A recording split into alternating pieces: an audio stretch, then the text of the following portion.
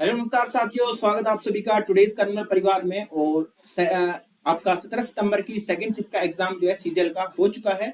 और जो प्रश्न पूछे गए हैं उनके आधार पर आपको मैं बताने वाला हूं कि नेक्स्ट शिफ्ट में आपको जो है कैसे पढ़ के जाना है, कि कौन कौन से टॉपिक आपको पढ़ने चाहिए, कौन कौन सा आपको जो है छोड़ना चाहिए। ठीक है।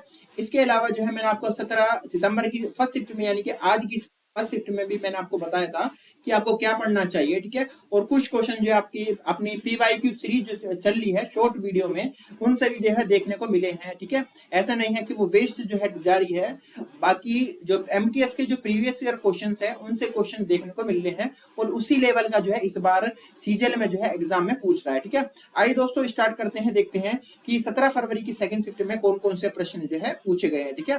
तो पहला प्रश्न आपका जो है ये पूछा गया है कि किस राज्य के महाधिवक्ता की नियुक्ति भारत के किस अनुच्छेद के तहत की जाती है। ठीक है। महाधिवक्ता जो होता है उसको बोलते हैं एडवोकेट जनरल। ठीक है।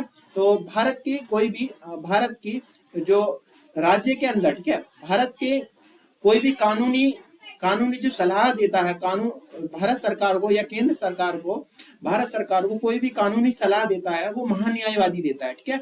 और राज्य के अंदर जो देता है वो आपका एडवोकेट जनरल होता है। जिस तरह से आपका आपका जो है सेंट्रल में या आपका भारत सरकार को देता है वो आपका महान्यायवादी होता है, उसी प्रकार से जो आपका क्या होता है, आपका एडवोकेट जनरल होता है। ठीक है। तो इसकी नियुक्ति जो है भारत के संविधान के किस आर्टिकल के द्वारा की जाती है, 165 के द्वारा जो है की जाती है। ये आपको याद रखना होगा। ठीक है।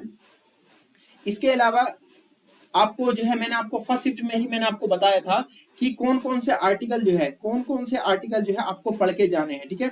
मैंने आपको बताया था जो भी आपका नोट्स होगा, ठीक है, ऐसा नहीं है कि आपको ये आर्टिकल पढ़ लो ये आर्टिकल पढ़ लो। आपकी जो पॉलिटी के नोट्स आपने बना रखे होंगे, ठीक है, पॉलिटी के आप बना रखे होंगे, ठीक है, उन नोट्स को एक बार रिवाइज कर लेना आर्टिकल को। ठीक है। और उनमें से भी विशेष रूप से क्या क्या पढ़ के जाना आपको, एक तो फंडामेंटल ड्यूटीज हो गया, फंडामेंटल राइट हो गया, इसके अलावा आपका डीपीएसपी हो गया, राज्य के डीपीएसपी, ठीक है, राज्य के नीति निर्देशक तत्व, इनसे जो है इंपोर्टेंट पूछ रहा है। ठीक है। आपका सुप्रीम कोर्ट किस आर्टिकल के तहत रिट जारी करता है, हाई कोर्ट किस आर्टिकल के तहत रिट जारी करता है, जुडिशरी को आपका एग्जीक्यूटिव से अलग करने का जो आर्टिकल है वो कौन सा आर्टिकल है। इस प्रकार के जो इंपोर्टेंट आर्टिकल है ना, वो उनको आपको जो है एक बार पढ़ के चला जाना। न्यायपालिका को आपका कार्यपालिका से अलग करना किस आर्टिकल के अंदर उल्लेख है, इस प्रकार के जो आर्टिकल है, अनुच्छेद है, उनको पढ़ लेना है। मैंने फर्स्ट में बताया था, अब मैं दोबारा से आपको बता दे रहा हूँ। ठीक है। नेक्स्ट क्वेश्चन पूछा गया था एनडीपी से आपका नेट डोमेस्टिक प्रोडक्ट जो है, इस प्रकार का जो क्वेश्चन है मैंने आपका पीवाईक्यू सीरीज में मैंने आपका इसके अंदर डाला हुआ है। और मैंने बोला था, बच्चे बोल रहे थे कि एमटीएस की जो है इनके क्यों छाप रहे हो, मैंने बोला था उनसे क्योंकि एमटीएस इस बार जो है सीजीएल में जो है इस बार एमटीएस का जो है लेवल पूछ रहा है। लेवल जो है इस बार चेंज हो चुका है। ठीक है। मतलब कह नहीं सकते कि नेक्स्ट जब एग्जाम होगा 2025 वाला कि तब भी यही लेवल रहे, ऐसा मैं कह नहीं सकता। लेकिन इस बार जो पूछ रहा है वो एमटीएस लेवल के ही जो है क्वेश्चन देखने को मिल रहे हैं। ठीक है।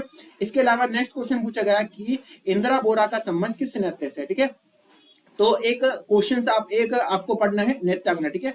आपको 15 क्वेश्चन ठीक करने की जो है स्ट्रेटेजी मैं आपको बता रहा हूँ। ठीक है। 20 के 20, 25 के 25 क्वेश्चन तो कोई भी नहीं आपका करा पाएगा। ठीक है। आपका जो पढ़ रहा है वो कर ही सकेगा, वो खूब मेहनत कर रहा है। ठीक है। लेकिन अभी के हाल में जिसकी तैयारी अच्छी से नहीं है उनके लिए मैं आपको बता रहा हूँ। ठीक है। आपका जो है नृत्य के बारे में आपको अच्छे से आपको पढ़ के जाना है। जो भी आपने नोट्स बना रखे होंगे नृत्य के बारे में अच्छे से पढ़ के चले जाना है। ठीक है। टी बाला सरस्वती का संबंध किससे है, भारत के जो राज्यसभा नॉमिनेट होने वाली पहली नृत्यांगना कौन है, रुक्मणी देवी अनुंडेल है। इसके अलावा अभी हाल ही में यामिनी कृष्ण मूर्ति का जो है उनका दिल्ली के अंदर निधन हो चुका है। ठीक है। यामिनी कृष्ण मूर्ति का संबंध किससे, भरतनाट्यम और कुचिपुड़ी से। उनकी ऑटोबायोग्राफी कौन सी है, अ पैशन ऑफ डांस उनकी ऑटोबायोग्राफी है। इस प्रकार के जो क्वेश्चन है आपको एग्जाम में देखने को मिलेंगे। ठीक है। तो नृत्य से संबंधित जो भी प्रश्न बनते हैं उन सभी को आपको पढ़ के जाना है, जो भी आपने नोट्स बना रखे हो। इसके अलावा आपको नेक्स्ट क्वेश्चन पूछा गया कि किसे भारतीय शास्त्रीय संगीत में सरोद सम्राट के नाम से जाना जाता है। ठीक है। एक क्वेश्चन होता है आपका गजल सम्राट, एक सरोद सम्राट में अमजद अली खान, ठीक है, अमजद अली खान इनको जाना जाता है। ठीक है। और यह ऐसे ही क्वेश्चन मैंने आपका पीवाईक्यू सीरीज के अंदर डाला था।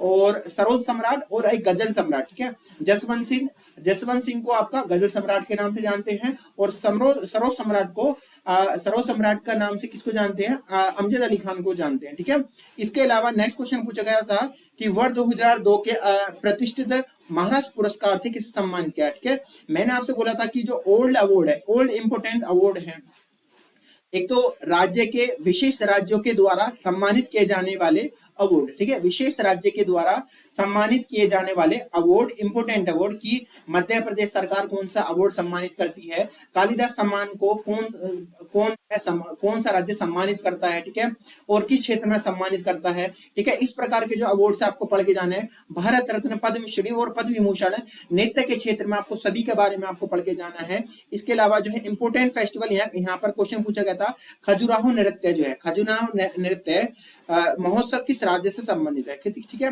तो खजुराहो नृत्य महोत्सव जो है ये आपका मध्य प्रदेश में, क्योंकि आपका वहां पर जो है जानते हैं खजुराहो की जो है गुफा भी है। ठीक है, वहां का बहुत बड़ा इतिहास है खजुराहो का। ठीक है, इसी के लिए जो वहां पर फेस्टिवल होता है खजुराहो का।